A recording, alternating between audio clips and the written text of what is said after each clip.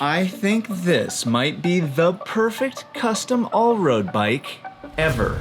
Today we'll go over what sets this bike apart, the insane attention to detail, and why I think this is the most versatile bike I own. Hi, I'm Dustin Klein, some guy on the internet who's been involved with cycling culture since the year 2000. We're talking about the No22 Drifter, a USA-made, custom-built titanium all-road bike that I think they actually just call a gravel bike. This bike creates what I call the entourage effect. This insane frame and these components create a whole that is greater than the sum of its parts. Let's start with the heart and soul of this operation, the frame. This bike is designed to be balanced and stable for off-road rides, while still holding its own on aggressive road rides. Perfect. It's got room for 700 by 35 with fenders and 700 by 45 without fenders, which are the same size as my current main gravel rig. This guy's gonna come live with us for a little while. I want you two to play nice. The fact that 22 considers all-weather cycling shows how much they consider all aspects of how their bikes will be used. For example, they make their own titanium fenders, which sounds crazy, but they're lighter and stronger than traditional aluminum fenders. Plus, they'll color match them to the bike. It's anodized and Cerakoted. Next level. And things like this custom brake bridge that elegantly hide the fender mount gives you an idea of the type of attention to detail that No22 offers. And there's more. Of course, disc brakes and through axle, but it has a custom machined headset. Who does that? And the fully butted tubes make this thing sing. Butted tubes have varying thickness along their length. They're thinner in the middle and thicker on the ends where the joints are, resulting in a lighter, stronger bike without compromising durability. And there's one feature on this bike that is completely unique, may or may not have been the reason for the whole build, and I'll tell you about that in a little bit.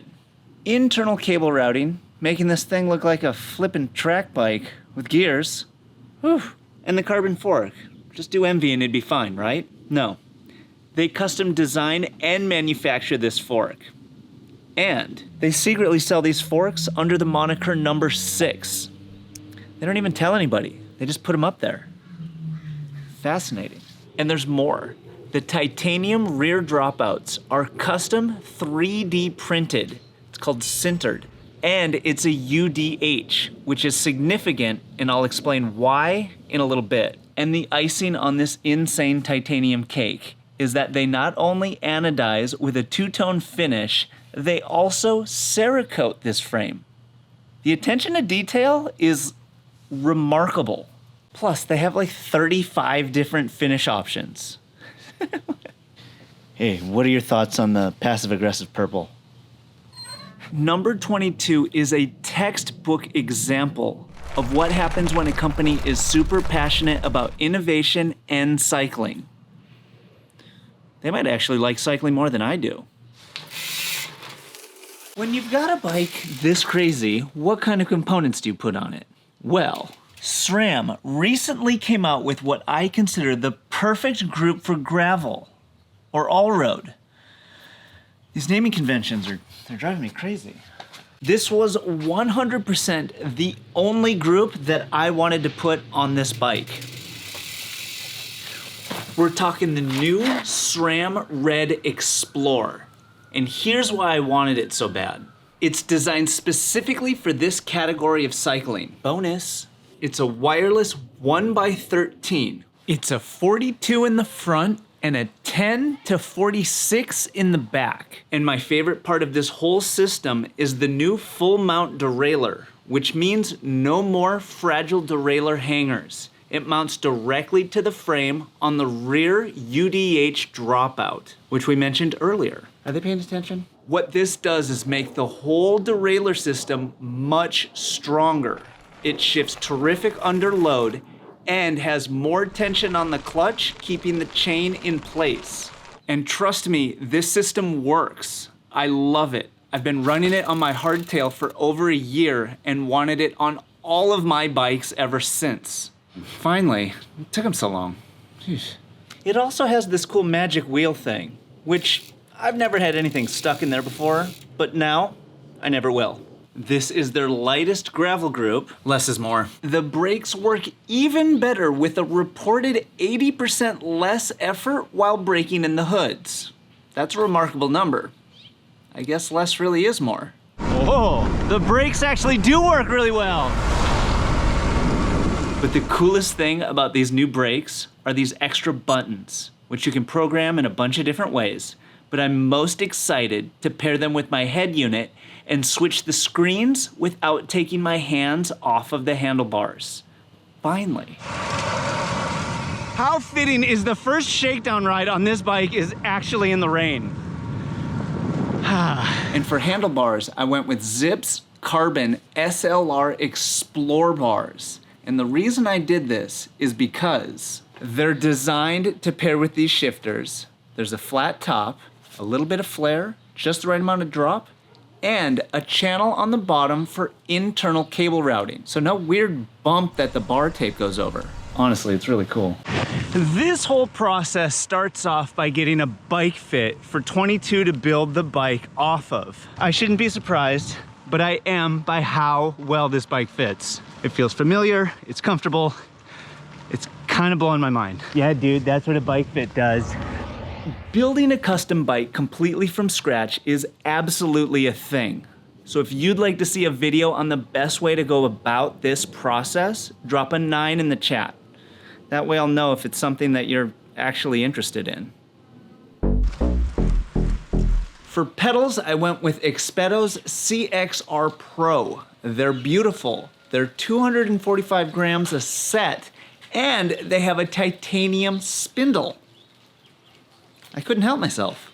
For wheels, I knew I wanted to run Fusion Fiber. I'm obsessed. It feels amazing, it's completely recyclable, and it's made in the USA. Forge and Bond was the way to go. And Forge and Bond is Fusion Fiber's house wheel brand. I didn't know that. I don't think it matters, but...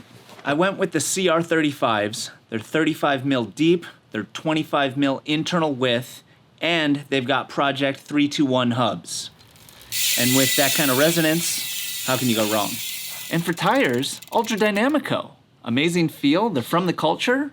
It's the dynamic choice. The saddle is a Specialized mirror saddle. Even though Specialized is mad at me because I made a video about the bootleg version of this saddle, which works great, this original one is probably my favorite saddle on the market. Can we still be friends? Titanium anodized and Cerakoted seat post. The seat post is nicer than some of my other bikes. And I'll put links to everything I can find down below. Cerakoted Silca frame pump. I mean, it's super functional. It's always on the bike. It might as well match. Plus, check this out. 22 swaps out the red gasket that comes stock on these with a black one, so it matches that much more. That's Where's Waldo level attention to detail. Which leaves the single most interesting piece of this whole build, which is a bold statement, and it may or may not have been the catalyst for this whole project. I'm talking about the number 22 custom titanium sintered stem with integrated head unit mount and anodized to match. This stem, it's a statement piece that ties the whole room together. It's even got titanium Silca 22 bottle cages that they anodized to match the frame.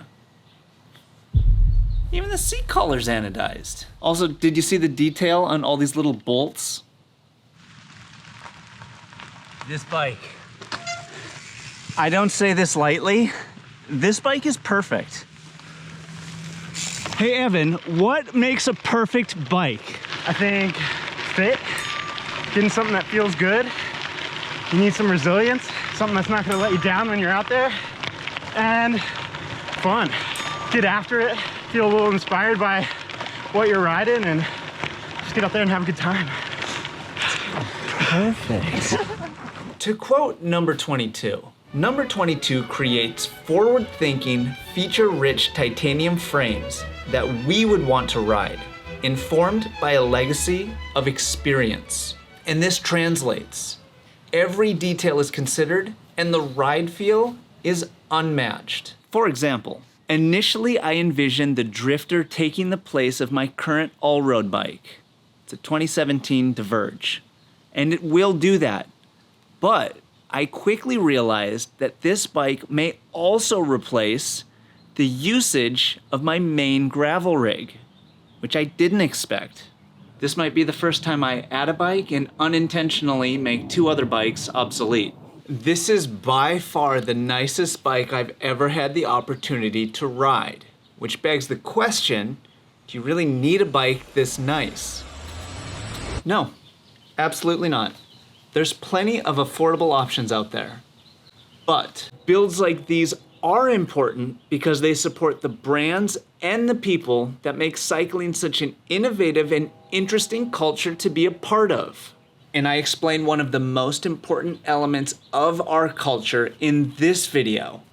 Everything you need, nothing you don't. Now can I finally ride this thing? Yeesh.